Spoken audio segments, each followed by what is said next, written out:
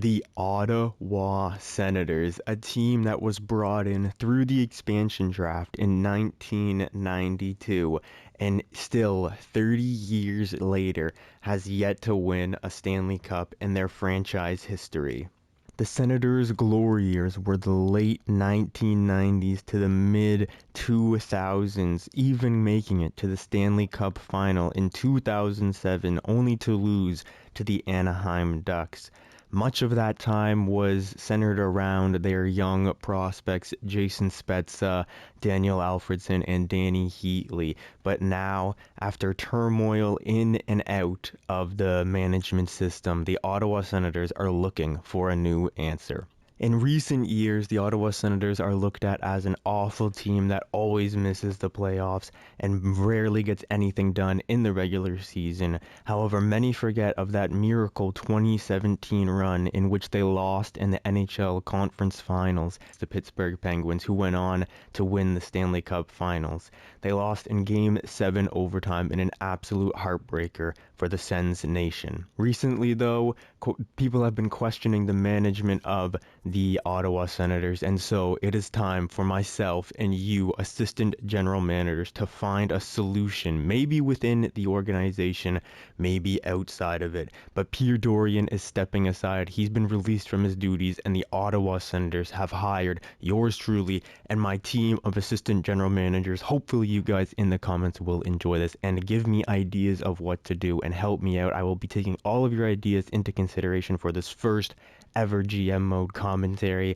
and we're gonna have a lot of fun.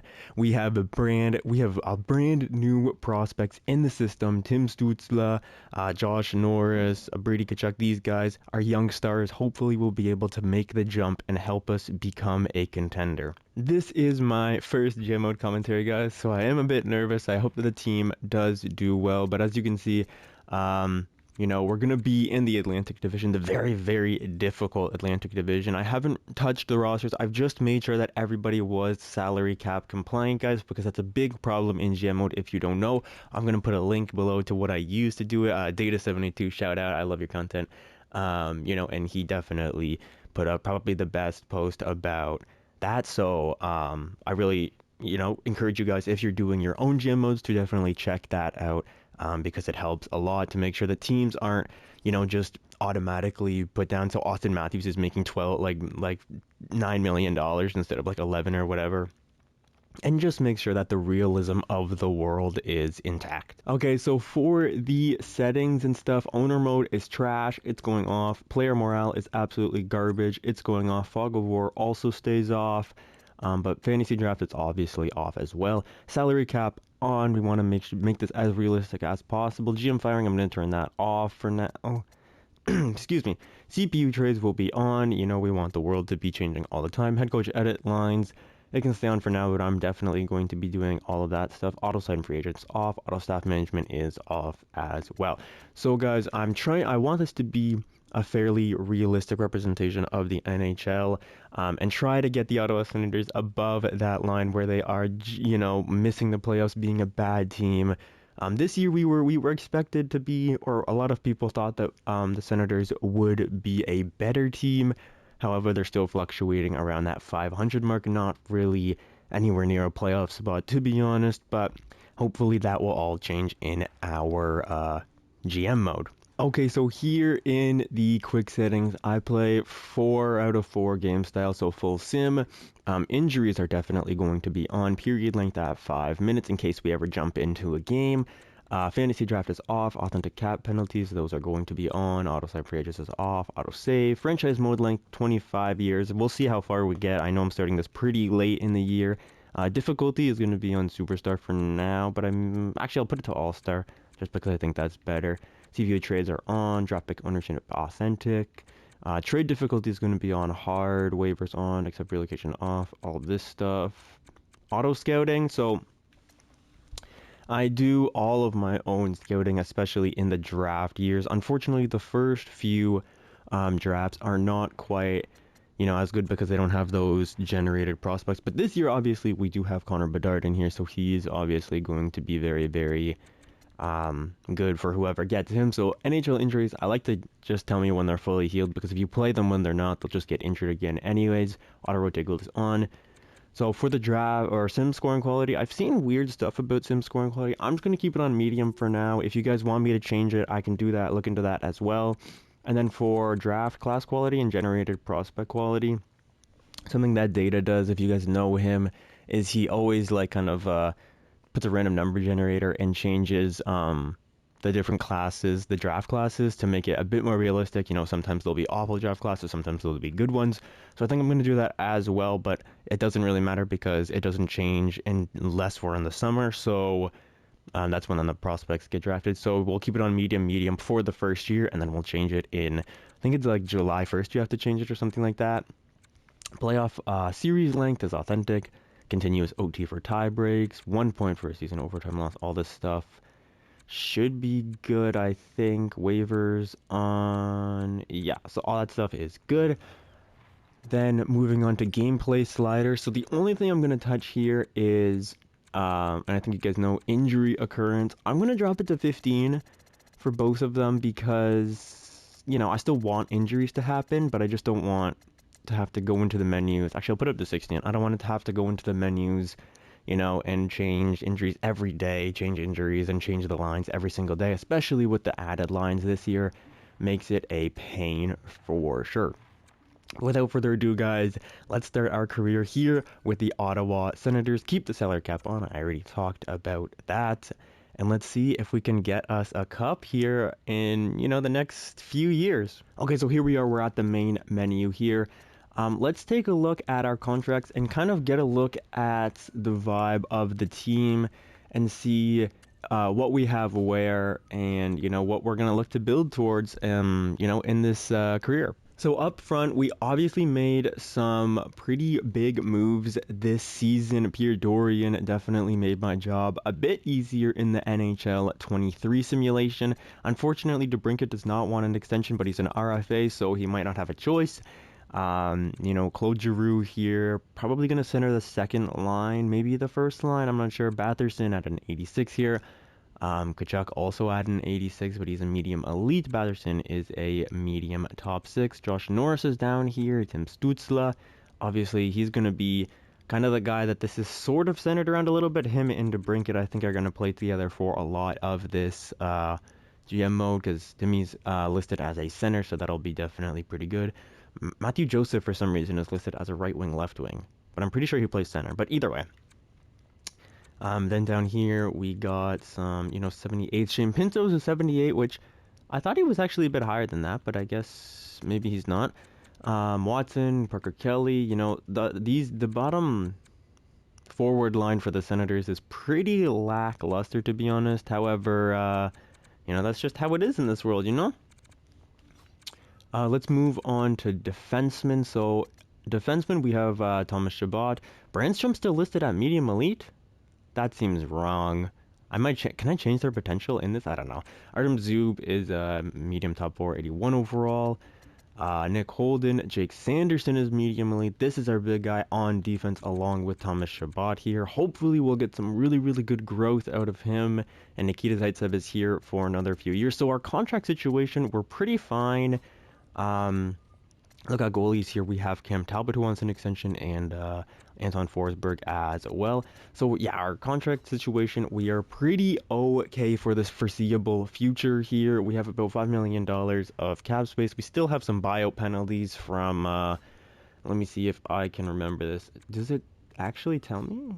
No, I don't think it does. Okay, let me see. I think it's Bobby Ryan that has some buyout cap, and maybe even Erik Karlsson, or did we just trade his contract straight up? I'm not sure. Some salaries retained as well. So that's kind of the contract situation for this. If you guys don't know, I'm not going to simulate anything in this episode, actually. This is just going to be an overview of the team and where I kind of want it to go. So, you know, hopefully we can, and then episode 1, I'll be simulating probably up to the trade deadline or so. So yeah, hopefully you guys are going to stick around for that. So now if we go into the system here, these are the guys that we want to grow for the future. We have Alex Formenton, who's not signed in the real world, but I would love to get him on board. He's super quick, a decent penalty killer. They have him listed as a sniper here, which okay, I can see that. He's a very fast guy. How much would he want? Yes, he just want like a $1 million deal. We can probably get that done in the next episode, but I want you guys to comment everything that you want me to do, because I do want to take your guys' thoughts into consideration for sure, and I want to, use you guys to give me ideas and to tell me what you guys would do in my position here, the assistant general managers. You guys are here to help me for sure. If you want to, love to have you guys put your suggestions in the comments down below. We have a bunch of medium top 9 players as well. Jake Lucchini here scored his first NHL goal a few nights ago. Congrats to him. Tyler Boucher, also a very big prospect in Ottawa. He was drafted, 10th overall? Yes, 10th overall last year. So, a lot of people thought it was a reach. I guess we'll see in this franchise if he pans out. Ridley Gregg's only listed as a medium top 9 forward. I'm not sure about that, but I'm not going to change it now. What can you do? Cole Reinhardt, also a medium top 9. And then that's pretty much it for the forward core. In defense here, we kind of have a logjam of young defensemen a little bit here. Jacob Bernard Docker, not Jason, what am I saying? It's a 79 medium top for 22-year-old. So we want him to get some time maybe in the NHL a little bit. Maybe not. Travis Hamonick's also down here making $3 million. That's wild. And then also, yeah, Lassie Thompson and Jacob Larson both down here at medium top 4. So we want to get them playing for sure in the AHL with some good line mates. And then that's about it for the system for the defensemen. Looking at our goalies, mostly it's Mads Solgaard here, medium starter, 21-year-old. I think he's like really big too. Yeah, he's 6'7", monster down here. Kevin Mandley's a low backup. And, Levi Merilainen. Yeah, I like Levi Merilainen, but I don't think he's going to really pan out that well for the Senators. He might, but, the Sens are a pretty good drafting team, so I definitely hope that we can continue that in this jam mode. That's what the system looks like. We're going to get those guys growing in the NHL. I'm going to get them playing a lot. I'm going to give them all as much ice time as possible, but let's check out our lines now. Okay, so here we are in the edit line screen. I have tinkered with them a little bit, so I've put Tkachuk, Giroux, and DeBrincat here on the first line. I'm also thinking about putting Tim Stützle on the first line instead and giving this second line a +5, which, is nice. Again, I do want you guys to let me know what you think in the comments. Do you like this combination with Tim Stützle on the first line, or to get him growth, playing a little bit more, or do you want the more chemistry style setup for everybody and put Giroux, DeBrincat, and Brady Tkachuk on the first line? I'm going to leave it like this for now. Timmy, still a very young guy. He'll grow, and then he'll play on the first line maybe next year or the year after that. Down here, I've put Shane Pinto on the third line, even though he's a 78 overall in this universe. Actually, I should do this. Definitely Matthew Joseph on that third line. Get them to +2 as well, and then have this as our fourth line for now. For defense, it was pretty awful chemistry-wise. Thomas Chabot kind of carrying the load here. Going to play probably 30 minutes a night. Here with Brandstrom, who's listed as a right defenseman, even though he's a left-handed shot. So I'm not sure how to really feel about that, but he's here nonetheless. Then we have Jake Sanderson here, the medium elite prospect here. He's listed as a top 6 defenseman, and he has a pretty decent defensive stats. He's going to be playing on our second line. Give him a little bit of time to grow. And then finally, the third line is unfortunately a -1 here with Nick Holden and Nikita Zaitsev. Neither of them really like it. They're both trade bait in my opinion. I'm down to trade both of them. If you guys are, just let me know in the comments once again. This is where it gets a little bit juicy here on the power play. Ottawa in the real world, I think their power play is ranked 3rd in the league, at least at the time of recording this. Claude Giroux taking the draw, winning us the draw here. Tim Stützle is going to be on the wing with Chabot at the blue line, and DeBrincat taking that one-timer. Brady, of course, just screening the goaltender in front. In the second line power play, we have a -1, which is pretty unfortunate, but we don't have that many offensive players. I kind of stacked the first one. I think Batherson would actually give it a +5, but I want to give extra time to Tim Stützle because Batherson has X factors, but Timmy doesn't for some reason, so I'm not really sure why that's a thing. But yeah, so we have Josh Norris, Shane Pinto taking the one-timer on the wing here. Jake Sanderson are headlining on the blue line, kind of being that quarterback for the power play. And then Derek Brassard in the middle just to give it something. Actually, I think I'm going to change this to Matthew Joseph right now. Just to give it a bit more. He's better overall, so why not, right? Let's put him in there. And it gives it a -1 instead of a -2. So that's good. The four-man power play looks like this.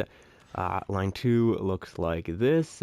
And then we get to the penalty kill where I'm giving Shane Pinto a lot of time here. He's listed as a two-way forward. I want him to grow as much as possible. I really like Shane Pinto in the real world. Hopefully in this universe he can get to like an 82 maybe, an 81. That's kind of what I'm hoping for him. You know, if he gets anything more than that, I'd be stoked. That'd be super, super good for, like, in my opinion. This is the second unit penalty kill. Kind of goes downhill, giving Jake Sanderson some time here. And then the third one, we put Josh Norris here. He's playing second line time and power play, so hopefully he grows a bit. Three-man penalty kill looks like this. We have zeros, a -1, and another -1 here. So, you know, not really much I can do with that.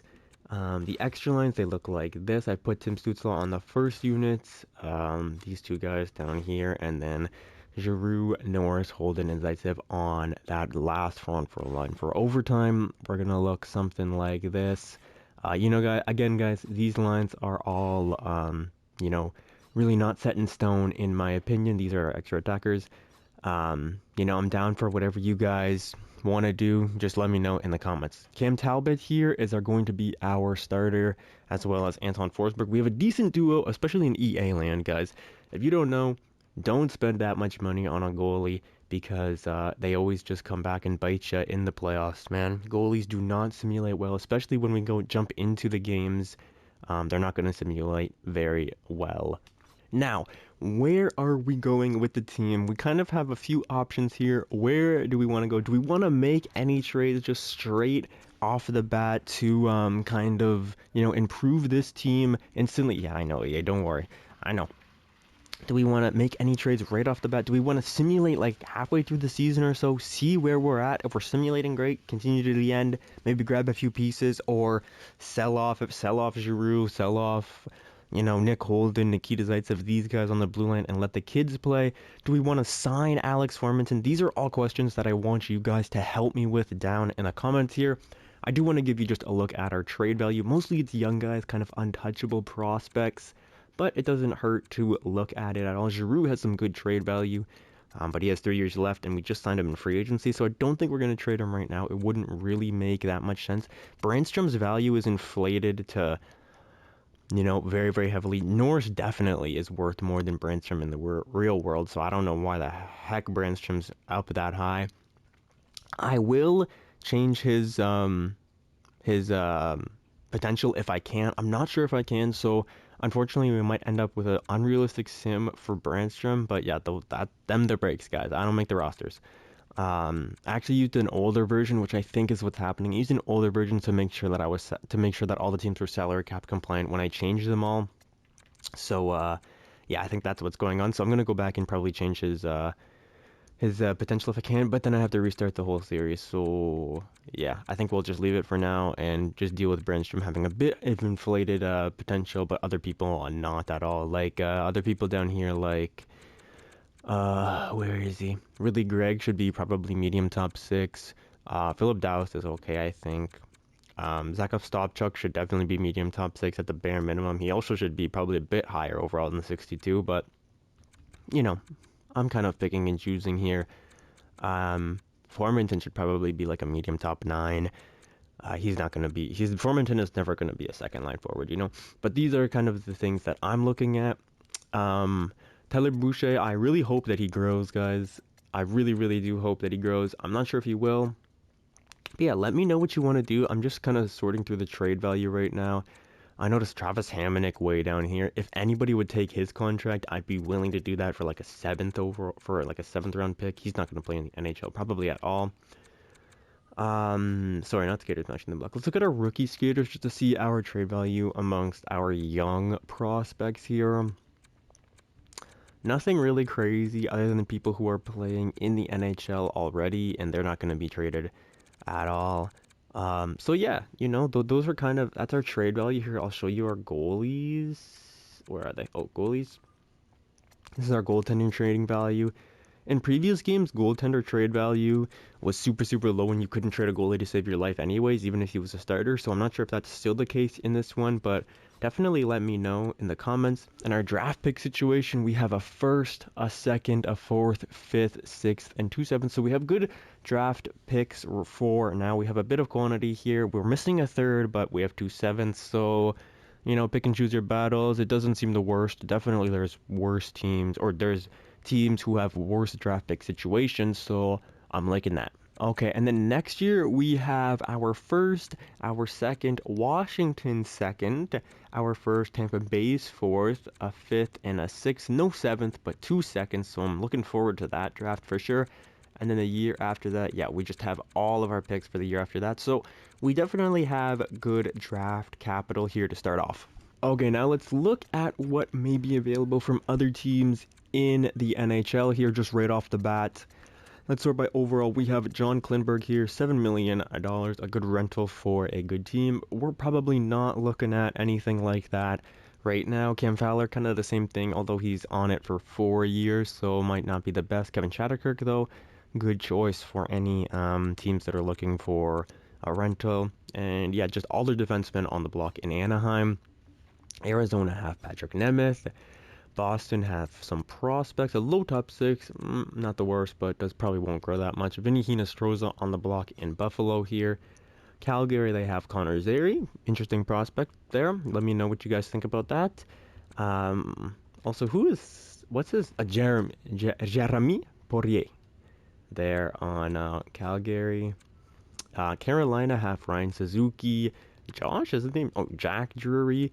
And then some other prospects here. Some decent prospects, actually, here in Carolina. Chicago, Colin Blackwell on the block. Colorado, Martin Kaut. Alex Bukaj. And Oscar Olesen here. So, Oscar Olesen's actually a pretty decent prospect. So is Martin Kaut. I'm not sure how much they'll grow, but definitely let me know what you guys think. Jakub Voracek here on Columbus. Gustav Nyquist and Boone Jenner. In Dallas, we have Antonio Strangers and a few other prospects. Detroit here, David Perron, Andrew Kopp, Ben Sherratt, Mark Pysyk, Oli Mata just completely destroying their decor. Jack Osterley, or is it Jack? Jake? Jordan. Why do I think it's always Jack or Jake? Oh my gosh, I need to brush up on my NHL knowledge here. Matthias Janmark and Derek Ryan here on Edmonton. Some prospects here in Florida. The Kings have Philippe Danault, Alex Iafallo, Victor Arvidsson, and Alex Edler. Interesting. Minnesota, Jared Spurgeon. I don't really want to touch that contract. Jonas Brodin, Matthew Dumba, a 1-year rental. Does he have an extension? Probably, right? Oh, no, he doesn't. Marcus Foligno, Goligoski, Goudreau, and a few others. Paul Byron on Montreal. Nashville has no one. New Jersey, no one. New York, Scott Mayfield, Sebastian Aho. The Rangers, nothing really. Matthew Robertson, Justin Braun in Philly. Pittsburgh has Pierre-Olivier Joseph and Owen Pickering here. Yeah, just some prospects for sure. Matt Nieto in San Jose. Seattle with Brendan Tanev, Jonas Donskoy. Okay. St. Louis, Nola Chari. Tampa Bay, prospects, nothing there. Toronto, nothing here. Some prospects. Kokkonen, Mikko Kokkonen. Decent little prospect here for defenseman. Simeon Durargachintsev, yeah. It's such a weird name. Vancouver, Pullman. Vegas, Korshak, a decent little prospect. Mason Primo here. Chayka was their second round pick, last year. Zach Dean, yeah, he was their first round pick last year. So they had their first and their second round pick last year, both right here. On the block, Washington, they have I know this guy. He's a Russian defenseman, right? So what's his name? What's his first name? Andre? Alexander. I thought it was Alexander. I don't know. I said Andre, bro. I really need to brush up on my my knowledge. And that's everybody there on the trading block. So let me know what you guys think. I can pin people to our watch list. I can, if you guys want me to send you guys screenshots of the specific people, I can do that as well and let you guys know exactly their stats and stuff like that. So definitely let me know what you guys think. I'm going to take care of the scouting because it's super, super important for Ottawa here to scout. But yeah, I think that might do it. Actually, let's take a look here at our free agents that are on the board for right now. So Formanton is our guy. Anybody with potential here that we can kind of scoop up? Ikenin has some potential.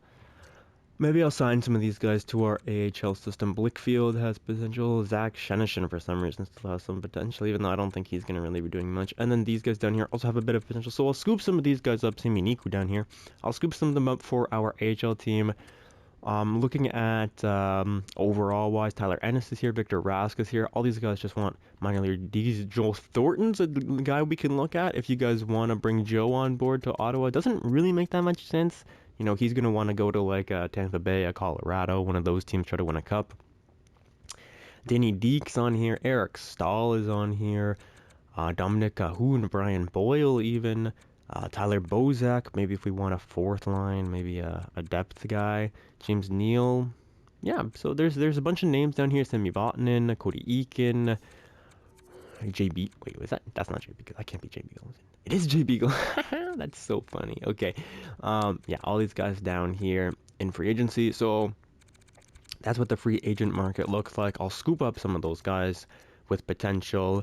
And yeah, I think, let me see here.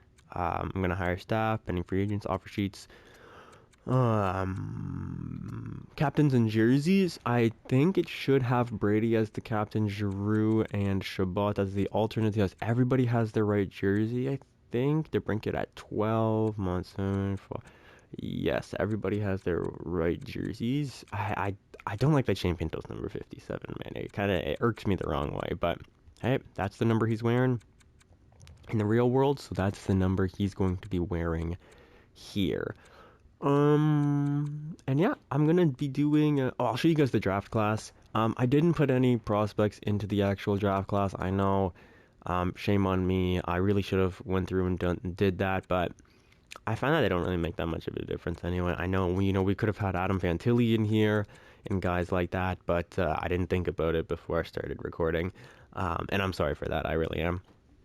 However, we're going to have Connor Bedard here, and he's going to be a stud in the NHL, so that's good to see. There's this guy here, Damien Pasquale, at ranked number 2 for now. Jameson Hawes, Nicholas Sontang, a bunch of different nationalities here. Now you love to see that. Zachary Benson, all these guys. We know that Connor Bedard is going to be a franchise guy. It's looking like the system projects us to pick around 14, 15, maybe down here more in the 17s, but I'm definitely going to be looking at scouting a lot on my own time. And I think that's going to do it, guys, for this episode. And yes, that's going to do it for this one, guys. That was the team, the contract situation. Let me know in the comments where you want this series to go. Are we going to trade people right now? Try to get some contracts off the books, guys like Travis Hamonic, Nikita Zaitsev, and bring up the kids, Jacob Bernard-Docker and Lassie Thompson.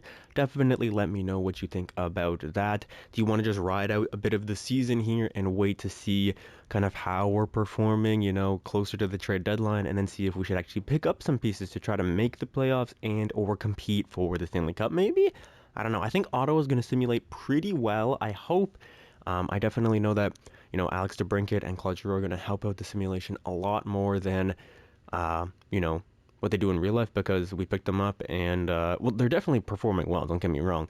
But, Ottawa picks them up and they're still out of the playoff spot, so perhaps that will still be the case here in A-Land, but I guess we will find out in the next episode. So thank you guys so much for watching. If you liked the video, give it a like, a comment if you are new, and subscribe to the channel. It's free. You guys know what to do, though. You've been on YouTube long enough. I'll see you guys later in the next episode, and have a great rest of your day. Peace out.